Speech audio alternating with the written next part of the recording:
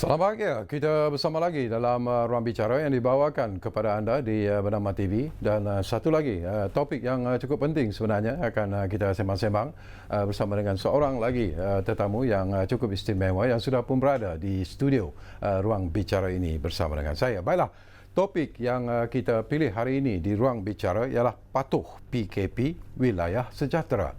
Dan tetamu yang sudah pun bersiap sedia bersama dengan saya, seorang rakan dan juga merupakan seorang tokoh yang cukup saya hormati. Jadi ingin mengucapkan setinggi-tinggi terima kasih dan juga mengucapkan selamat datang kepada Yang Berhormat Tan Sri Anwar Musa yang merupakan Menteri Wilayah Persekutuan. Jadi Tan Sri, apa khabar? Baik, Alhamdulillah. Sehat ya? Alhamdulillah. Oh, lama kita tak bersama Tan Sri. Masih ada lagi. Dan kepada anda yang sedang bersama kami ketika ini, kita dah pun mendapat keizinan daripada Yang Berhormat Tan Sri. Sekiranya anda juga ingin bertanya apa saja berkaitan dengan topik yang kita bincangkan ini, jadi jangan lupa kami sediakan dua talian seperti biasalah kepada anda di 0320594624 dan juga 20594625. Dan kita nak bercakap sebenarnya Tan Sri, mungkin Tan Sri pun dah tahulah tentang apa yang berlaku sekarang ini, wabak COVID-19 yang melanda negara kita, malah seluruh dunia sebenarnya. Tetapi sebelum kita pergi ke situ, saya nak dapatkan pandangan secara ikhlas daripada Tan Sri sendirilah. Apabila diumumkan ataupun dilantik sebagai Menteri Wilayah Persekutuan, apa visi dan misi Tan Sri ketika itu? Pastinya tak termasuk pengurusan soal COVID. Ya. Betul. Apabila diumumkan sebagai Menteri Wilayah, perasaan bercampur baur ya, sebab saya adalah scholar Dewan Bandaraya dulu ditaja pengajian saya oleh Dewan Bandaraya Kuala Lumpur. Dan sebelum saya tamat, saya membuat tesis untuk tahun akhir sarjana muda, juga mengenai Kuala Lumpur, khususnya mengenai Kampung Baru dan kawasan-kawasan reserve Melayu. Dan selepas itu, sebaik saja saya mendapat ijazah pertama, saya terus ditawarkan bekerja sebagai perancang bandar di Dewan Bandaraya Kuala Lumpur. Jadi apabila kembali dan menjaga wilayah itu satu, saya fikir ini satu cabaran yang cukup besar dan satu amanah yang cukup besar.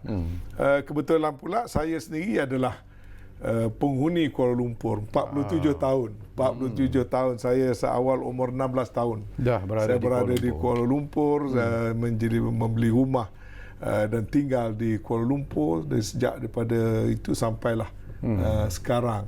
Jadi apabila dilantik sebagai Menteri Wilayah, sebagai seorang perancang bandar dan juga sebagai seorang scholar Dewan Bandaraya Kuala Lumpur, sudah tentulah saya rasa teruja dan banyak sekali perkara yang rasanya ingin dilakukan. Misalnya terutama sekali untuk menjadikan wilayah persekutuan kita punya twin capital, satunya ibu negara, satunya ibu pusat pentadbiran Putrajaya, sebagai satu bandar yang bertaraf global, satu bandar yang the smart city, the green city, the safe city, dan banyak lagi perkara-perkara lain. Dan banyak juga perkara-perkara yang menyentuh tentang kebajikan warga wilayah itu sendiri. Misalnya soal perumahan. Perumahan yang dimampui oleh orang-orang muda. Sekarang ada rumah mampu tapi umur dah 50 baru mampu nak beli rumah. Saya mengimpikan, malah saya telah pun memulakan mengambil langkah-langkah untuk menyediakan rumah di mana keluarga muda yang umur 30 ke 35 sudah mampu memiliki membeli rumah di Kuala Lumpur misalnya. So aspek perumahan, aspek trafik, perancangan transportation dan juga trafik di Kuala Lumpur, bagaimana nak menjadikan Kuala Lumpur satu safe city yang rakyat merasa selamat bila berada di Kuala Lumpur, dan juga perkara yang berkaitan dengan urban poverty, soal yang terkait dengan kemiskinan bandar, dan juga perkara-perkara yang berkaitan dengan membuka peluang, memberi peluang kepada anak-anak muda untuk berniaga dan menambah pendapatan. Jadi banyak yang ada dalam pemikiran saya, tapi selepas saja akad sumpah tiba-tiba datang COVID-19 banyak sekali masa dan tenaga siang malam sebenarnya sekarang ni terpaksa kita tumpu kepada soal ini. Walau bagaimanapun idealisme saya yang Datuk Sarkawi tanya tadi, insya-Allah kita akan mula laksanakan. Alhamdulillah. Baik, kita sentuh tentang kedudukan terkini COVID-19. Kalau mengikut catatan hari ini, iaitu 30 hari bulan sehinggalah jam 12 tengah hari, wilayah Persekutuan Kuala Lumpur dah mencatatkan 396 mereka yang dihinggapi oleh COVID-19 ini. Di Putrajaya ada 24 pesakit, dan di Labuan, wilayah Persekutuan Labuan ada 10. Jadi kalau kita lihat Kuala Lumpur seolah-olah sunyi sepi sekarang ini. Kuala Lumpur seolah-olah kalau dulu kalau cerita Melayu tu dikatakan seolah-olah macam dilanda oleh Garuda. Tapi apakah Datuk Tan Sri melihat bahawa mungkin apa yang berlaku ini memberikan semacam iktibar sebenarnya kepada kita secara keseluruhannya? Ya, iktibar dari segi bahawasanya sesuatu itu ditakdirkan apabila menimpa kita, dia menuntut kita, mencabar kita untuk berusaha untuk mengatasinya, dan ia perlu dilakukan secara bersama. Kerana ini bukan lagi menjadi tanggungjawab soal hanya kerajaan saja. Kalau kerajaan saja pun tidak boleh berbuat apa-apa. Sekuat-kuat kerajaan Itali, kerajaan Great Britain, kerajaan Spanyol, hatta kerajaan Amerika Syarikat sekarang ini, mereka menghadapi masalah ini pada gejala yang dan skala yang jauh lebih besar daripada kita. Tapi kita ini syukur, alhamdulillah, kerana kerajaan, pimpinan Perdana Menteri kita berani mengambil langkah segera dan cepat.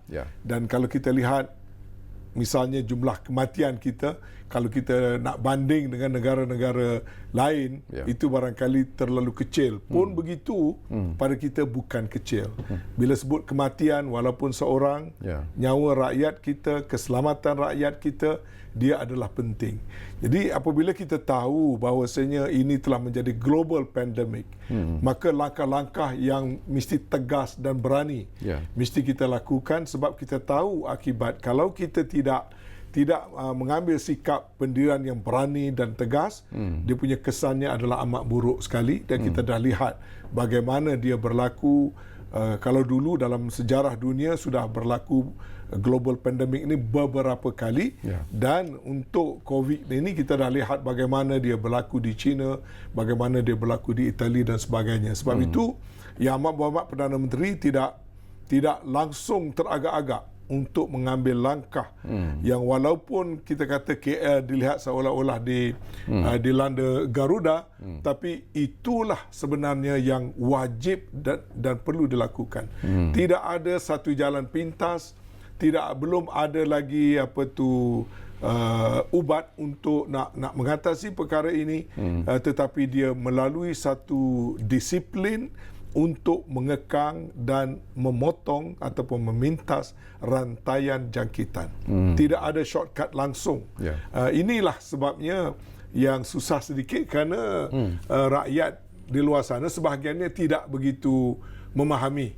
Masih ada lagi marah-marah, hatta di roadblock dia maki polis, turun ajak polis bertumbuk pun ada. Ada pula dalam saat kita telah meminta supaya berada indoor misalnya, kita dapat laporan-laporan masih lagi yang petang-petang bawa babies untuk bersiar-siar ataupun jogging dan sebagainya, sebab mereka merasakan tidak mengapa yang kena tu orang lain, mereka sihat walafiat dan sebagainya, sedangkan kita mengetahui perkara itu adalah sesuatu perkara yang sangat serius, dan tidak boleh hanya sekelompok masyarakat memberikan kerjasama, sekelompok yang lain tidak mematuhinya, sebab kita tidak tahu siapa yang ini satu perang dengan makhluk yang kita tak nampak dengan mata kasar kita. Dan pembawanya juga agak unik. Yang membawa virus itu tidak semestinya orang sakit. Orang yang sihat pun boleh membawa, dan dia boleh merebak dengan cepat. Dan bila kita tahu bila dia dah menunjukkan simptom itu, kita dah berada pada satu tahap yang kritikal bagi mereka-mereka yang berumur misalnya, atau yang sudah ada illness lain.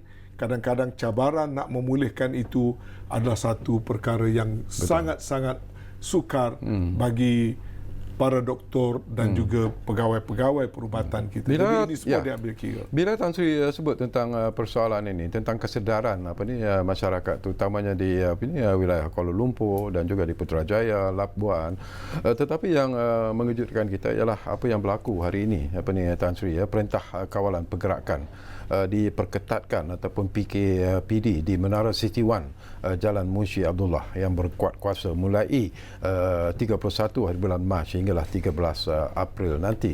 Dan di situ saja melibatkan 502 unit rumah dan kemudiannya ada lebih kurang 3,200 penghuni. Jadi apakah ini boleh kita anggap sebagai satu amaran daripada apa yang disebut oleh Tan Sri bahawa sekiranya kita tidak berhati-hati, inilah yang akan berlaku sebenarnya Datuk, saya bukan hanya bertindak sebagai seorang anggota jemaah menteri dan juga sebagai menteri wilayah.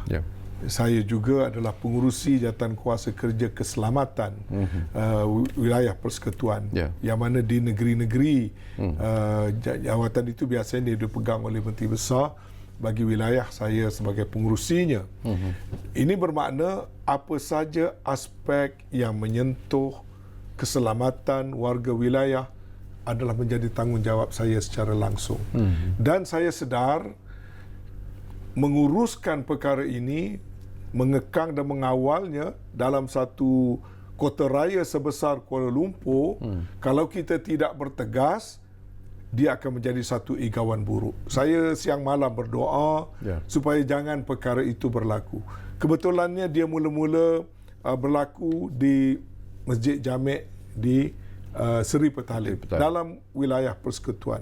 Kemudian bila selesai majlis istimewa, para peserta sudah bertebaran, ada yang balik ke luar negara, ada yang pergi ke negeri-negeri. Tetapi kita masih cuba mengawal apa yang ada di Seri Petaling itu, supaya kerana Seri Petaling berada di tengah-tengah Kuala Lumpur. Kalau yang itu tidak dikawal dengan baik, barangkali hari ini apa yang dilalui oleh Itali sudah pun kita alami. Dan oleh kerana kita keadaan di kota raya ini sangat berbeza, kita tahu penyakit ini merebak melalui konteks, melalui sentuhan, melalui pergerakan manusia. Dan bandaraya lah tempat yang paling banyak pergerakan manusia. Bandaraya lah tempat yang paling padat penduduk. Dan tadi disebutkan tentang Menara Plaza One di Kuala Lumpur. Kita telah memantau perkara ini, kita telah mendapat signal 2-3 hari yang lepas. Dia berlaku kerana ketidakpatuhan. Kita dapat maklumat penuh di situ, misalnya di saat kita menguatkuasakan Perintah Kawalan Pergerakan. Di situ tahap kepatuhan adalah rendah. Kita dapat laporan bagaimana penduduk di situ yang ada 3-4 menara di situ di sekitar Masjid India, mereka masih menjalankan aktiviti harian seperti biasa. Malah kita dapat laporan bila kita melarang supaya jangan buat sementara ini tidak mengadakan solat berjemaah di mana ada berhimpun ramai. Bukan saja solat lah, apa-apa saja bentuk perhimpunan ramai.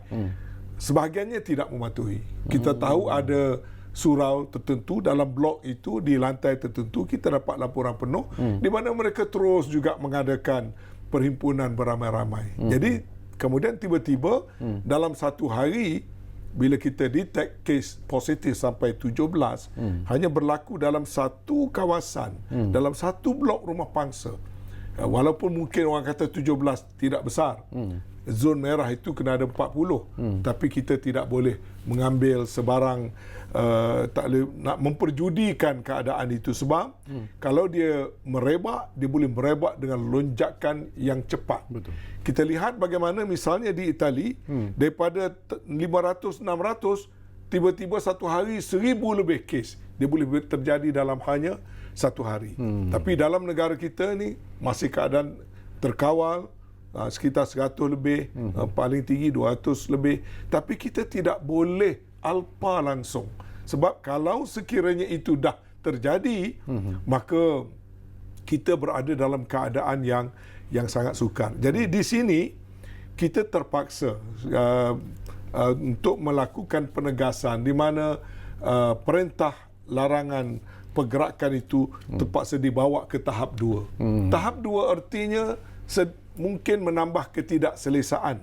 Tetapi pergerakan itu perlu dibendung sebab kita tidak mahu nyawa 3,200 orang yang ada di dalam kondominium itu terancam, ya. Jadi saya harap ini difahami. Kita mengadakan perbincangan dan mesyuarat berkali-kali bagaimana boleh kita membantu penghuni-penghuni di Plaza One itu setelah diumumkan secara rasmi tadi kawasan itu perlu kita panggil MCO ataupun enhance movement control order ataupun perintah kawalan pergerakan yang dipertingkatkan kepada satu tahap lagi.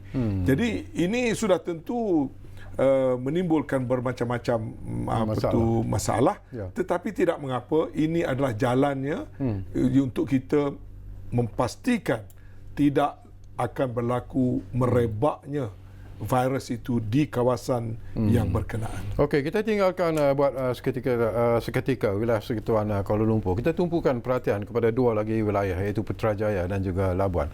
Dari personal observations dan juga pemerhatian Tan Sri sendiri, apakah Tan Sri melihat bahawa kalau kita lihat kepada jumlah yang saya sebut tadilah setakat 12 hari 30 hari bulan Mac, ia mungkin tidak menunjukkan satu petanda yang membimbangkan, tetapi apakah dilihat bahawa mereka yang tinggal di Putrajaya di Labuan itu kukuh dan juga setia mematuhi PKP? Sebenarnya di mana saja pun kita mesti orang kata berwaspada. Memang betul angkanya tidak berapa tinggi dan daripada laporan yang diberikan oleh Kementerian Kesihatan, dia masih lagi banyak yang berpunca daripada kluster tabligh. Kalau nak dikirakan Labuan adalah sebuah pulau yang terasing daripada mainland. Yeah. Tempat begitu pun ada juga berlaku jangkitan. Yeah. Ini adalah kerana pergerakan dan daripada maklumat yang diberikan oleh Kementerian Kesihatan kepada kita, dia masih lagi datang daripada kluster tabligh. Begitu juga di Putrajaya. Memang betul angkanya tidak setinggi atau bukan zon kuning, bukan juga zon merah. Tetapi macam saya katakan tadi, saya tidak mahu mengambil sikap acuh tak acuh hanya kerana angkanya kecil. Sebab kita tahu sifat penularan jangkitan ini, kalau dia nak melonjak banyak, dia boleh melonjak dengan banyak kalau kita tidak kawal. Jadi lebih baik kita mencegah. Jadi tidak terkecuali misalnya besok saya akan menjalankan gerakan disinfecting Putrajaya.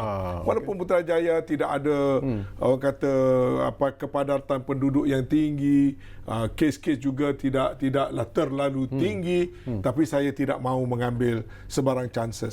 Sementara kita menguatkuasakan sepenuhnya PKP di Putrajaya, gerakan-gerakan membentras tempat-tempat awam, tempat-tempat yang mungkin disentuh oleh orang awam, mungkin pada railing di bus stop, mungkin kepada di lift, mungkin di permukaan jalan atau di mana saja. Saya akan melancarkan gerakan ini secara besar-besaran kerana macam saya kata tadi, jangan ada budaya complacency. Kalau kita kata lockdown, kalau kita kata jangan bergerak, jangan keluar kerana itu boleh saja jalannya untuk menghalang merebak, saya harap kepatuhan di seluruh wilayah persekutuan adalah sama, tak kira sama ada Kuala Lumpur, Putrajaya ataupun di wilayah Persekutuan Labuan. Sangat-sangat mustahak. Cuba kita melihat ke depan lagi Tan Sri, satu lagi aspek yang ditunggu-tunggu ataupun satu lagi isu yang dibangkitkan ialah tentang Bazar Ramadan. Ini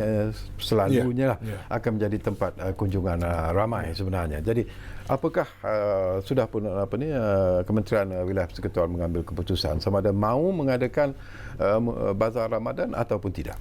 Ini bukan hanya soal Bazar Ramadan saja. Kita lihat, kita tahu yang kita nak halang itu selagi soal penularan virus ini berlaku, kita tidak harus mengadakan apa-apa juga aktiviti yang bersifat mendorong berlakunya penularan. Okey. Yang bersifat perhimpunan manusia yang ramai, yang berlaku konteks antara manusia dan sebagainya. Jadi dalam hubungan ini saya selalu katakan, bila bercakap tentang mengawal penularan ini, dia ada tiga aspek. Aspek yang pertama adalah aspek semua orang kena faham. Kalau tak faham, maka tak ada rasa takut, tak ada rasa kebertanggungjawabban, kerana dia tidak memahami apa itu COVID-19, bagaimana cara dia merebak, bagaimana boleh kita menghalang, dan apakah gejala-gejala tanggungan-tanggungan kalau kita tidak menguruskan dengan baik. Ini semua orang kena memahaminya. Apabila mereka memahaminya, mereka akan memberikan kerjasama. Tetapi aspek yang kedua adalah bila kita memutuskan untuk melaksanakan kawalan pergerakan, sejauh manakah kita berjaya untuk memastikan tindakan itu dilakukan dengan berkesan. Tahap pematuhan dan sebagainya. Termasuklah nantinya soal bazar Ramadan, ataupun warung-warung, ataupun event-event antarabangsa yang nak dijalankan, perlawanan bola sepak Liga Malaysia misalnya. Kita lihat semua sekali, bukan hanya bazar Ramadan. Okey. Kemudian yang ketiga, tu aspek yang ketiga yang juga kita tidak boleh cuai ialah kesengsaraan, kesusahan, impak daripada kita lakukan ini telah menyebabkan kegiatan ekonomi terhenti, mata pencarian hilang, syarikat-syarikat menghadapi masalah. Jadi bagaimana kita nak menangani pula perkara ini? Tiga perkara yang kita terpaksa beri perhatian secara menyeluruh. Jadi berbalik pada soal isu bazar Ramadan, jawabnya simple saja. Selagi masalah ini ada, saya fikir eloklah kita membuat persiapan minda kita untuk kita berpuasa dalam suasana yang berbeza. Kita berpuasa dalam suasana tidak ada perhimpunan yang ramai-ramai. Kita berpuasa tidak ada dalam suasana yang termasuk soal bazar Ramadan. Saya tidak boleh memberi keputusannya sekarang, tapi saya telah memberikan arahan pada Bandaraya untuk membuat penelitian dan satu pengkajian, barangkali memerlukan pada SOP baru. Ya, SOP baru artinya nak pakai nama bazar Ramadan boleh, tapi bukan bazar Ramadan macam yang kita bayangkan sebelum pada ini. Yang social distancingnya mesti diamalkan, kawalan crowd juga mesti kita adakan, dan barangkali kita adakan dalam keadaan yang terkawal dan terbatas. Ya, memang bila puasa tetap nak berbuka puasa. Proses itu kita memahaminya.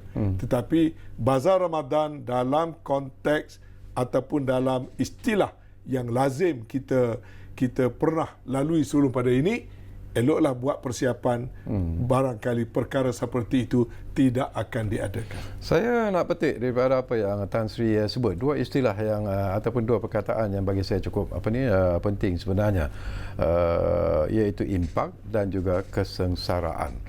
Kalau kita lihat ekoran daripada apa yang berlaku ini, serangan wabak COVID-19 ini, Kerajaan Persekutuan sendiri telah mengumumkan apa yang disebut sebagai pakej rangsangan ekonomi, dan ianya seolah-olah mendapat sambutan yang begitu hebat. Sebenarnya rakyat merasa sedikit lega dengan apa yang dilakukan oleh kerajaan. Bagi wilayah persekutuan sendiri, apakah kemungkinan kementerian juga mungkin akan umumkan inisiatif-inisiatif tersendiri dalam usaha membantu rakyat di kawasan wilayah Persekutuan Kuala Lumpur, Putrajaya dan Labuan ini untuk menghadapi situasi kesan daripada ataupun impak dan juga kesengsaraan yang mungkin mereka hadapi? Ini kita kena lihat dalam dua sudut ataupun dua time frame. Satu adalah yang immediate, segera, sekarang. Apabila saja kita lakukan langkah PKP, kita tahu rakyat kita hilang mata pencarian. Rakyat kita barangkali hilang pekerjaan. Dan rakyat kita terpaksa patuh berada dalam rumah. Mereka tidak dapat keluar untuk menjalankan aktiviti mereka yang biasa. Maka kesannya adalah banyak kepada individu, kepada keluarga, kepada entiti perniagaan, kepada industri dan akhirnya kepada ekonomi. Tetapi sebagai sebuah kerajaan yang bertanggungjawab, masalah yang ada di hadapan kita ini adalah masalah harian rakyat. Jadi inilah yang dilakukan oleh Yang Amat Berhormat Perdana Menteri bagi perkara-perkara yang mendesak. Kita terpaksa melakukan tindakan yang barangkali tidak pernah dilakukan pada skala ini. Kalau dulu misalnya waktu kita menghadapi satu suasana ekonomi yang memerlukan kepada langkah penyelamat, pakej ransangan, dulu nilainya barangkali 10% saja daripada apa yang sekarang, sekitar 27 bilion. Tapi kali ini kita terpaksa menyediakan satu pakej ransangan pada skala lebih kurang bernilai 250 bilion. Hampir 10 kali ganda lebih tinggi. Kenapa? Kerana pada kali ini dia telah menyentuh dan memberikan impak, boleh dikatakan hampir ke semua sekali. Ke semua rakyat, ke semua segmen ekonomi, dan kesan ini adalah akan berpanjangan. Jadi Perdana Menteri mengambil langkah prihatin yang berani untuk memberikan bantuan jangka pendek yang istilah digunakan no one is left behind. Sama ada dia petani, dia nelayan, dia B40, dia M40 dan sebagainya. Tapi kita kena ingat itu langkah jangka pendek. Pada masa yang sama diistilahkan ransangan ekonomi, walaupun beberapa bulan yang lepas sudah ada satu pengumuman ransangan ekonomi yang bernilai kira-kira 20 bilion, tapi kali ini ransangan ekonomi yang lebih besar. Kerana apa? Kerana kita mesti membuat persiapan untuk dengan cepat memulihkan ekonomi negara kita. Betul. Kita tahu hanya 2 tahun yang lalu ekonomi negara kita tumbuh dengan begitu baik pada kadar 5.6%, 5.8%. Kemudian dia menurun. Tahun lalu barangkali sekitar 4.3%. Tapi dengan apa yang sedang kita lakukan sekarang, bukan kita saja, global impact, daripada soal trade-nya, soal wabaknya, soal kejatuhan harga minyak yang begitu besarnya, ekonomi menguncup dengan banyak. Barangkali sekarang ini dianggarkan kita punya pertumbuhan akan berada sekitar 1%. Kalau tidak diuruskan mungkin berlaku negatif, akan berlaku recession. Maka kalau ditanya apakah antara persiapan-persiapan yang bersifat jangka lebih panjang, Perdana Menteri telah pun memberikan garis panduan, kita perlu mencari jalan untuk memberikan rangsangan kepada ekonomi. Telah pun diarahkan peruntukan yang ada hendaklah segera dibelanjakan. Likuiditi rakyat hendaklah dipertingkatkan. People's economy mestilah disegarkan. Sementara kita manage fiskal ekonomi yang menghadapi himpitan dan hambatan yang teruk. Sebab itu juga projek-projek besar yang telah ada peruntukan diluluskan hendaklah disegerakan. Barangkali antara perkara lain, tadi saya turun daripada rumah dalam kereta pun terfikir, antaranya ialah barangkali mengurangkan kerenah birokrasi, mempermudahkan dan menyegerakan projek-projek yang boleh dilaksanakan, kecil dan besar. Misalnya contohnya construction industry badly hit pada masa ini. Jadi kita kena cari jalan bagaimana sektor pembinaan ini misalnya dapat kita rangsangkan, sebab kita tahu spillover effect daripada sektor industri itu besar sekali. Maka kalaulah projek ECRL, projek MRT, LRT, pembinaan sekolah-sekolah yang telah dirancangkan dan sebagainya, itu kalau dapat dipermudahkan, disegerakan, potong segala red tape, percepatkan dan sebagainya, dia boleh merangsang ekonomi. Begitu juga sektor lain, sektor pelancongan misalnya. Bagaimana kita dengan cepat harus memulihkan keyakinan agar industri pelancongan yang merupakan satu sektor yang penting dapat berkembang. Jadi semua kementerian dan juga sektor awam serta sektor swasta, kedua-duanya sekali. Kita tahu bila ekonomi lembab, tidak cukup dengan hanya public investment. Kita mesti mendorong juga private investment supaya ekonomi itu menjadi segar. Jadi banyak kerja dan cabaran yang kita lakukan, tapi saya yakin negara kita mempunyai track record yang bagus. Kita mempunyai pentadbiran awam yang bagus, dan kita mempunyai beberapa perkara dari sudut kemudahan berniaga, sistem banking, peraturan dan sebagainya adalah mempunyai latar belakang yang bagus, tinggal lagi kita semua kena bekerja kuat ke arah itu. Betul. Baik, kita akan berehat dulu Tan Sri buat seketika, dan kepada anda jangan ke mana-mana. Kembali semula sebentar saja lagi bersama kami, Ruang Bicara yang kami bawakan di Bernama TV, kerana banyak lagi persoalan-persoalan yang mungkin sempat saya kongsikan bersama dengan tetamu kita, Tan Sri Anwar Musa, Menteri Wilayah Persekutuan. Kita rehat dulu.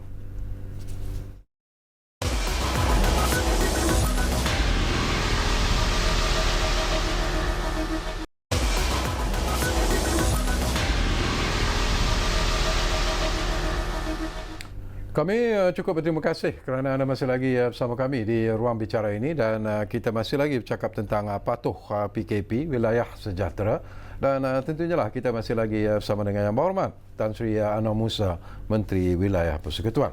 Baik, kita masih lagi nak menyentuh Tan Sri bila kita bercakap tadi tentang pakej rangsangan ekonomi ini. Dan apabila ianya saja diumumkan, ada juga pihak-pihak yang mungkin merasa bahawa ada sektor-sektor tertentu yang tidak diberi perhatian yang begitu serius dan sebagainya, dan ini mungkin memberikan kesan ataupun impak yang bersifat negatif dalam perkembangannya. Antaranya ialah tentang mereka ataupun sektor yang melibatkan perusahaan kecil dan sederhana ataupun SME sini. Jadi mungkin kita boleh dapat pandangan Tan Sri. Sebenarnya kalau kita lihat kepada struktur ekonomi negara kita, dan kebanyakan struktur ekonomi yang sedang berkembang, perusahaan kecil dan sederhana itu merupakan enjin yang terpenting. Sebenarnya SME lah yang banyak mewujudkan peluang-peluang pekerjaan, dan mereka lah sebenarnya yang menjadi katalis kepada pertumbuhan selain daripada industri yang besar. Itu tidak dinafikan sama sekali. Dan walaupun begitu, kita harus memahami dalam konteks rangsangan ekonomi yang kita adakan sekarang ini, dia diadakan dalam suasana yang mendesak, dan kita terpaksa menyusun prioritinya.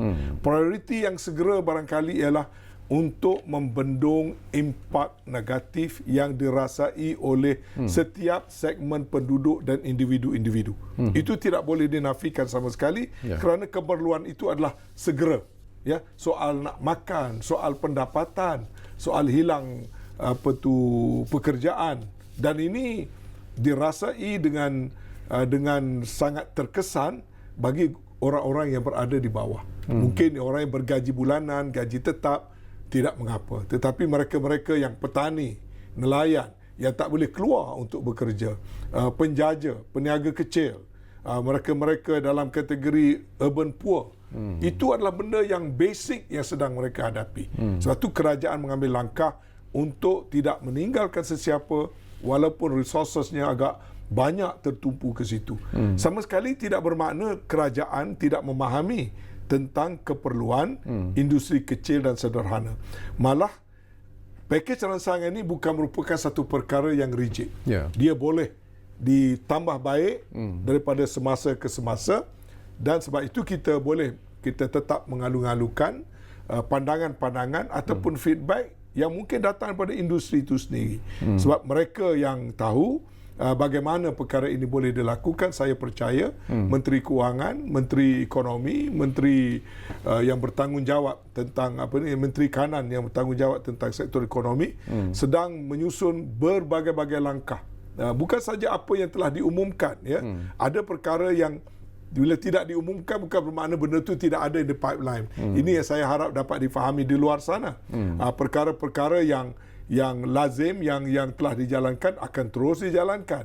Cuma barangkali yang dimaksudkan dengan mereka yang menzahirkan rasa ketertinggalan sikit dalam pakej itu, saya fikir kita alu-alukan pandangan itu. Kita alu-alukan pandangan itu, kita menerima hakikat SME perlu diberikan impetus, perlu diberikan catalyst, perlu diberikan lonjakan tertentu. Jadi pengesyoran, request, cadangan daripada sektor berkenaan, saya rasa boleh disampaikan kepada kerajaan. Dan kerajaan, macam saya katakan tadi, kita nak merangsang ekonomi itu bukan hanya dengan just satu formula. Nak merangsang ekonomi itu, dia merupakan satu perkara yang kompleks dan ini harus kita lakukan secara berterusan.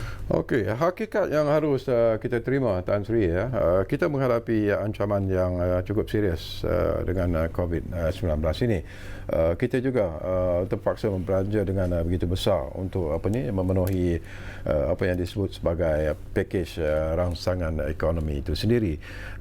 Mungkin ada tak dari segi pandangan Tan Sri sendirilah perancangan mungkin terpaksa dilakukan dalam usaha untuk melihat semula kepada projek-projek besar, terutamanya di kawasan wilayah Persekutuan Kuala Lumpur, pembangunan kampung baru sebagai satu contoh. Apakah itu antara projek yang mungkin perlu dinilai ataupun dilihat semula secara serius? Sebenarnya banyak projek-projek yang kita perlu lihat semula kerana yang penting bila kita nak melaksanakan satu-satu projek, cost benefit analysis, dia punya kedaya hidupan, viability project dan sebagainya harus dinilai.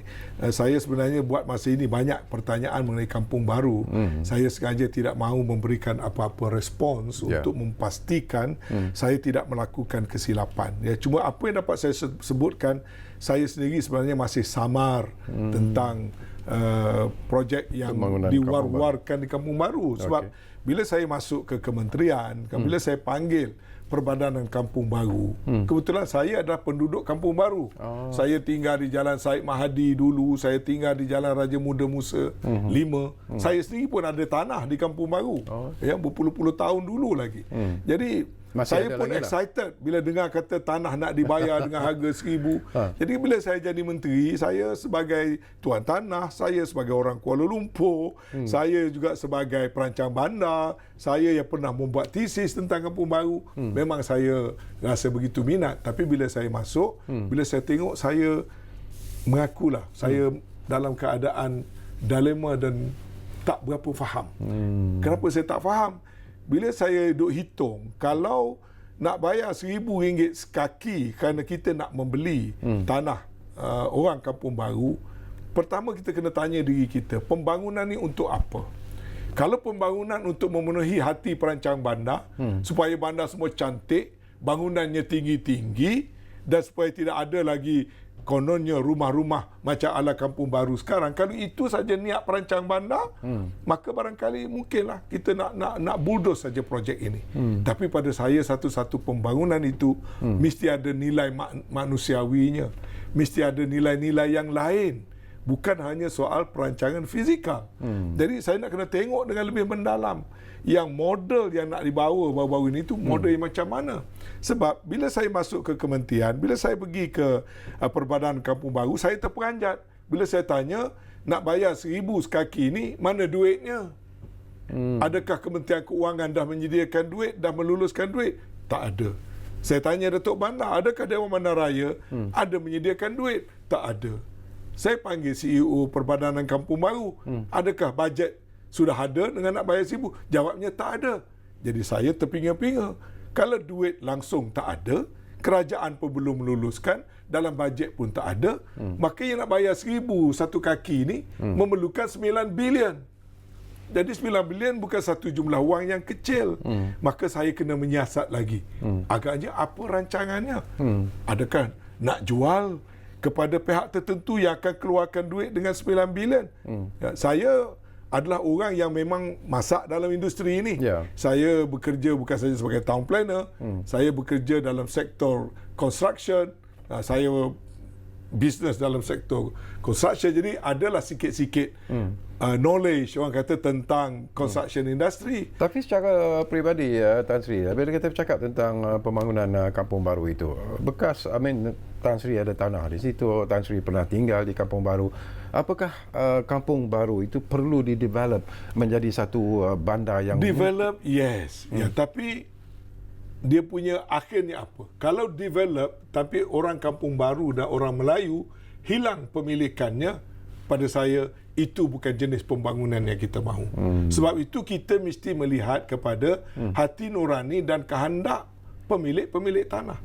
Kalau setakat ini saya dapati yang menjawab kepada survey yang dibuat lebih kurang 80-90%. Yang bersetuju dengan harga RM1,000 yang ditawarkan hanya 50% lebih. Bagaimana dengan yang 45% yang lain? Adakah kita nak bulldoze juga?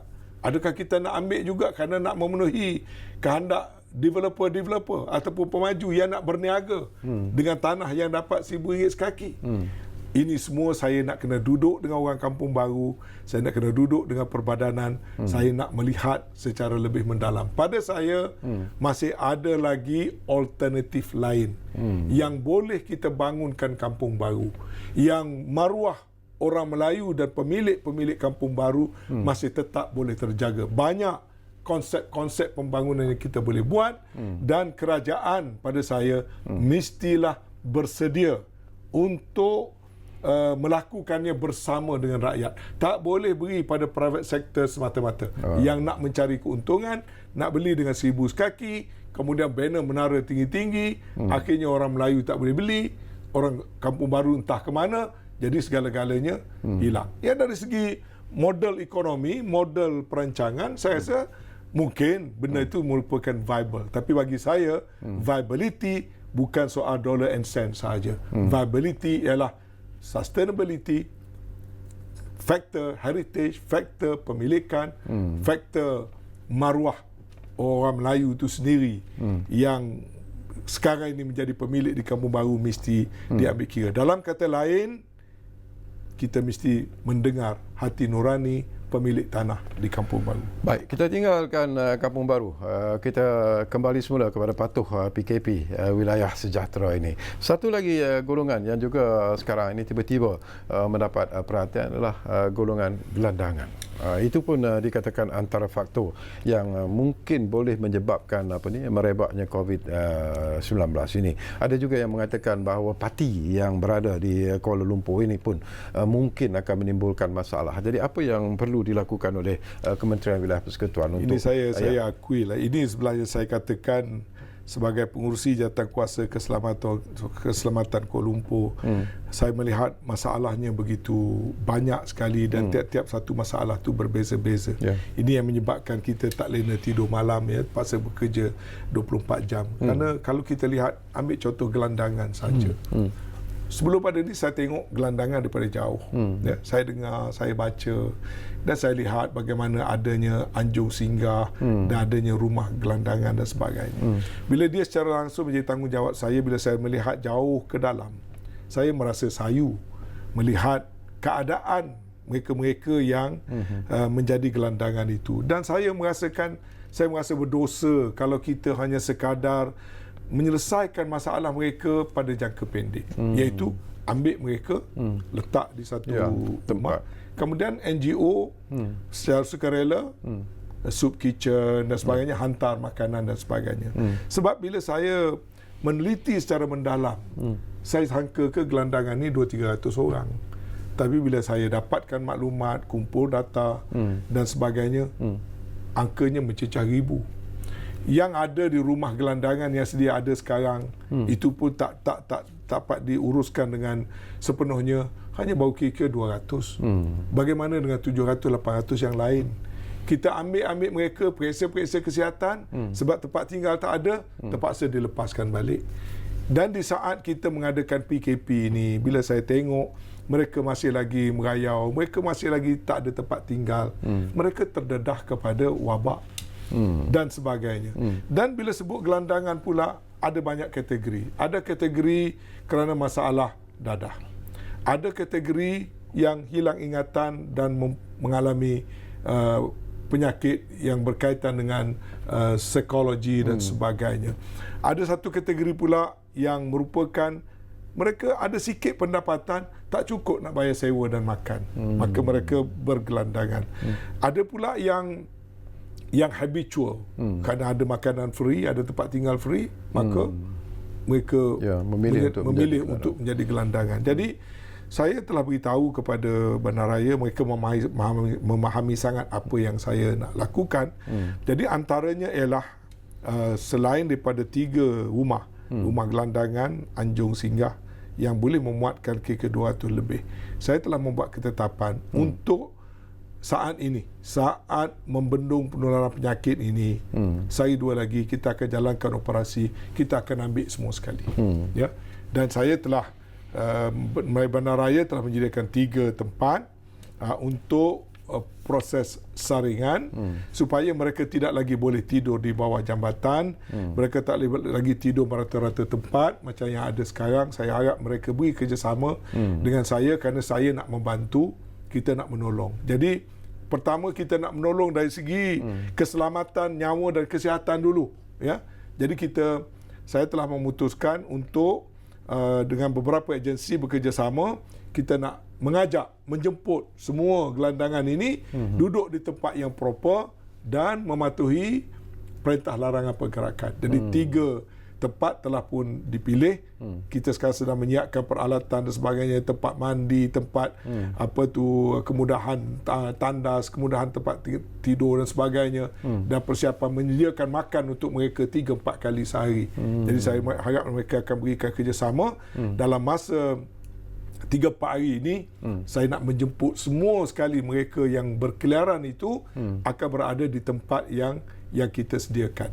Kemudian saya juga sedang melihat kepada prospek pada jangka yang lebih panjang, iaitu meletakkan mereka mengikut kategori. Kalau dia ada masalah dadah, kita akan bekerjasama dengan agensi anti dadah kebangsaan AADK. Kalau mereka ada masalah kesihatan, kita akan bekerjasama dengan pihak hospital dan kesihatan. Kalau mereka ada masalah kebajikan, masalah income, saya harap kita dapat mencari jalan-jalan yang tertentu dan supaya mereka dapat kita atur kehidupan mereka supaya mereka kembali semula kepada kehidupan manusia seperti mana yang lain-lain. Kita beri pendidikan agamanya dan bimbingan lain dan sebagainya. Mereka harus kembali kepada kehidupan yang normal. Kerana bila saya pergi hari itu ke pusat gelandangan, saya lihat ramai yang muda, ramai yang sehat, ramai yang handsome, ramai yang saya tengok boleh menjadi manusia produktif. Dia tidak perlu bergelandangan. Ya. Jadi ini ada perancangan segera serta-merta. Ini akan dilakukan dalam masa 2-3 hari lagi. Fasa pertama dah kita lakukan, tapi tempat dah penuh. Di Anjung Singgah, di rumah gelandangan itu sudah penuh. Saya dah isi full capacity. Mengambil kira social distancing, saya tak boleh nak keramkan masuk katil banyak-banyak. Jadi kita terpaksa ambil 3 lagi tempat lain, tempat yang sementara.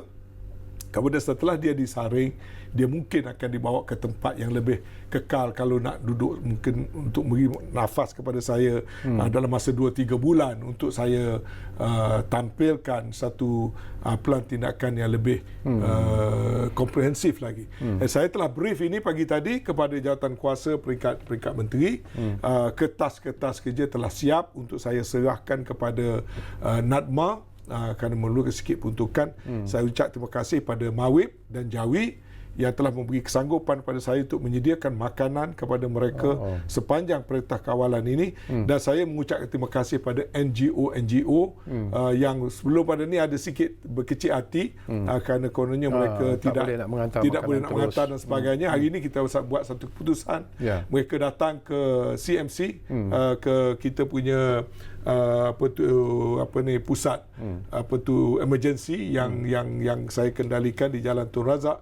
Datang kita bincang, kita bekerjasama. Jadi saya mengalu-alukan input daripada NGO, kemudian daripada Mawib dan Jawi dan beberapa agensi lain. Jadi kita akan bekerjasama atas tajuk gelandangan ini dan insya-Allah kita akan lakukan yang terbaik untuk mereka. Saya bangkitkan tadi soal parti. Ini pun satu isu yang mungkin perlu diberi perhatian serius oleh Tan Sri dan rakan-rakan di Kementerian Wilayah Persekutuan. Mereka yang masih lagi berkeliaran di sekitar Wilayah Persekutuan Kuala Lumpur, mungkin ada juga di Putrajaya, ada juga di Labuan. Mereka ni mungkin dijangkiti oleh COVID-19 tapi tidak mahu ataupun tidak berani untuk pergi membuat saringan. Sebenarnya ada 2 aspek. Sebenarnya inilah saya kata yang saya jadi hari-hari jadi dia orang kata makin banyak makin resah ya. Sebenarnya bukan saja parti. Parti itu adalah pendatang tanpa izin. Sebahagian itu bukan pendatang tanpa izin. Mereka ni pemegang kad UNHCR. Misalnya banyak mereka mencari makan sekitar Pasar Selayang. Dan oleh kerana mereka takut kepada penguatkuasaan. Jadi apabila kita nak nak melakukan sesuatu, misalnya nak kita tahu mereka pergi ke program tabligh misalnya. Kemudian bila kita nak lakukan pemeriksaan, mereka takut nak tampil. Sehingga kan saya terpaksa memujuk mereka dan kita pergi sana, kita terpaksa panggil yang boleh berbahasa Myanmar dan boleh berbahasa Rohingya.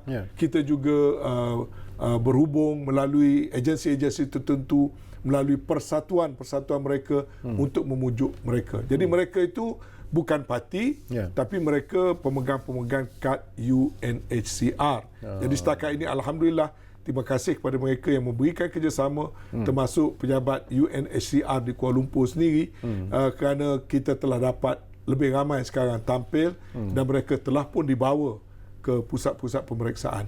Kemudian ada yang tanpa izin langsung, yang tanpa izin, yang duduk di merata-rata tempat. Juga sebenarnya untuk pada masa ini, berilah kerjasama kepada pihak berkuasa. Ini bukan masanya kita nak fikirkan soal dia tanpa izin atau ada izin. Nak menguatkuasakan itu pada masa ini. Sebab soal nyawa dulu. Sama ada dia pendatang tanpa izin, ataupun dia ada izin, ataupun dianya pemegang kad UNHCR. Bagi kerajaan Malaysia, nyawa setiap insan yang berada di bumi Malaysia adalah mahal dan menjadi tanggungjawab kita.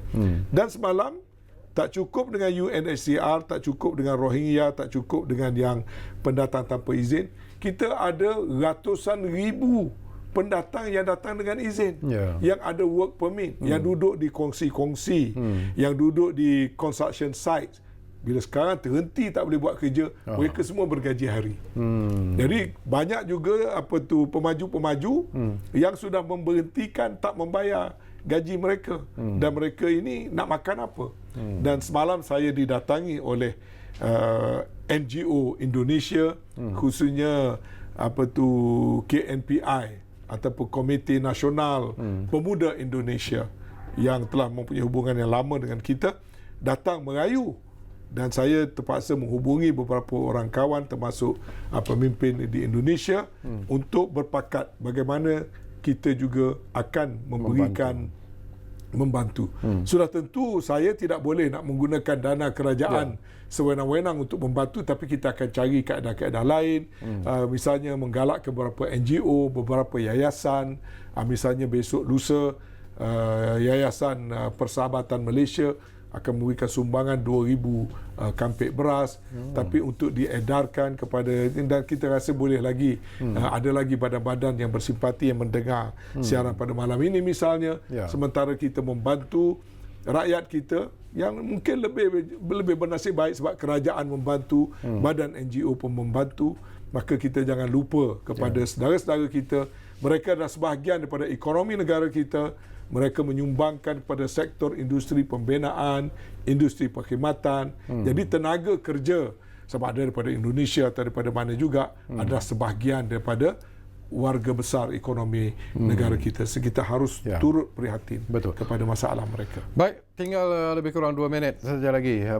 Tan Sri, saya beri ruang dan juga peluang kepada Tan Sri sepantas-pantasnya lah seruan Tan Sri sekali lagi, kerana keluhan yang sentiasa dilontarkan dalam setiap kali press conference Majlis Keselamatan Negara mengatakan bahawa masih ramai lagi yang tidak mematuhi PKP ini, terutamanya di sekitar Kuala Lumpur. Jadi seruan dan juga nasihat. Secara umumnya saya ucap terima kasih pada warga wilayah. Ramai yang mematuhi. Tahap pematuhan adalah 95%. Tetapi 5% yang tidak mematuhi itu boleh membawa bahana pada yang lain. Jadi saya dengan rendah dirinya sebagai pengerusi Jawatan Kuasa Kerja Keselamatan JKKN Wilayah Persekutuan, dan juga atas sifat saya sebagai anggota Jemaah Menteri, sebagai Menteri Wilayah Persekutuan, saya merayu dengan sesungguhnya agar semua warga wilayah, tak kira sama ada anda daripada kalangan gelandangan atau anda pemilik kondo-kondo mewah dan banglo-banglo, dapat memberikan kerjasama menjayakan perintah kawalan pergerakan dengan tidak bertoleransi, yakni melaksanakannya 100%, kerana tidak ada askar yang boleh tolong kita, tidak ada polis yang boleh tolong kita, tidak ada doktor yang boleh tolong kita, tak ada ubat, tak ada ubatnya, tetapi yang boleh menolong kita ini adalah seluruh warga wilayah dengan mematuhi, berada di rumah, lindungan diri, lindungi keluarga, laksanakan apa-apa yang diperlakukan oleh Kementerian Kesihatan Malaysia. Terima kasih banyak-banyak kepada Tan Sri Anwar Musa, Menteri Wilayah Persekutuan, kerana sudi bersama kita di ruang bicara ini. Dan secara peribadinya saya cukup selesa Tan Sri, saya masih bersama dengan Tan Sri, dan insyaAllah dalam masa yang terdekat ini kita boleh bersama lagi. Terima kasih kepada anda semua yang menumpukan perhatian bersama kami di ruang bicara. Ruang bicara akan bersama lagi di masa-masa yang akan datang. Jumpa lagi. Assalamualaikum.